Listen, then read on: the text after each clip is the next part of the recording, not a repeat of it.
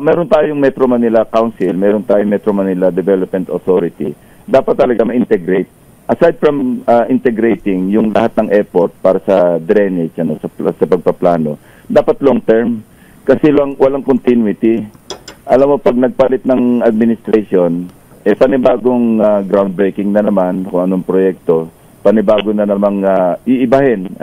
Hindi ba pwedeng magsagawa tayo ng isang talagang pangmatagalan na plano na sa gano'n, tuloy-tuloy, na maski kung sino nakaupo, yun ang susundin na para master plan. Wala tayong gano'n eh.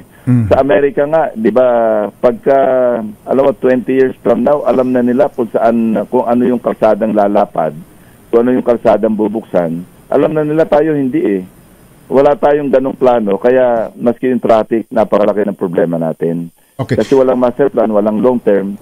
Actually, nandyan lang tayo lagi sa medium term development plan. Hindi parang good for 6 years eh. 5 years or 6 years.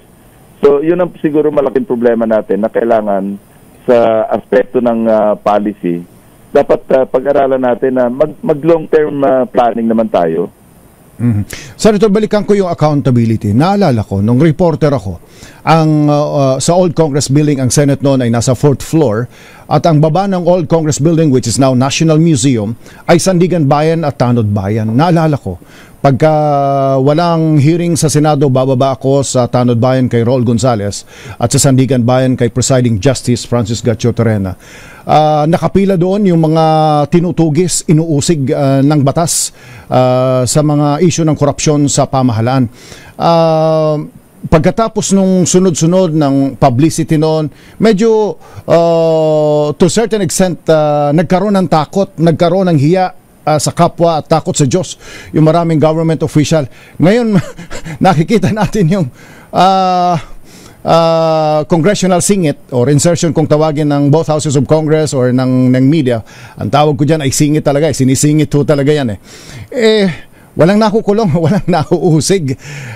Baka yung accountability din ho, maliban sa policy guidepost, ay baka pwede na rin makita, hanggat walang nakikitang mukhang naikukulong, Senator, na mga kontraktor, baka kahit maganda yung sistema o polisiya, baka doon tayo nagkakaproblema, Senator. Yeah, I couldn't agree more, no? Kasi ako, kasi ang background ko talaga, law enforcement, ang approach ko is more on yung punitive. Kasi, alam mo, para hindi pa marisan, kailangan may nakikita talaga yung mga kababayan natin na merong napaparusahan.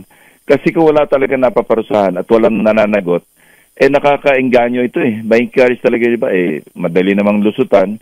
So, madali ang pera. Doon na lang tayo sa madaling lumusot at madali yung pera. Pero kung mahirap lusutan at alam nilang merong certainty na sila ay mapaparusahan dahil nakikita nila sa iba na maski ganong kataas ka ang posisyon mo sa gobyerno, papapanagutin ka, malaking bagay yon para sa mga tumutubo pa lamang na mga pumapasok sa politika o pumapasok na magiging congressman o senador.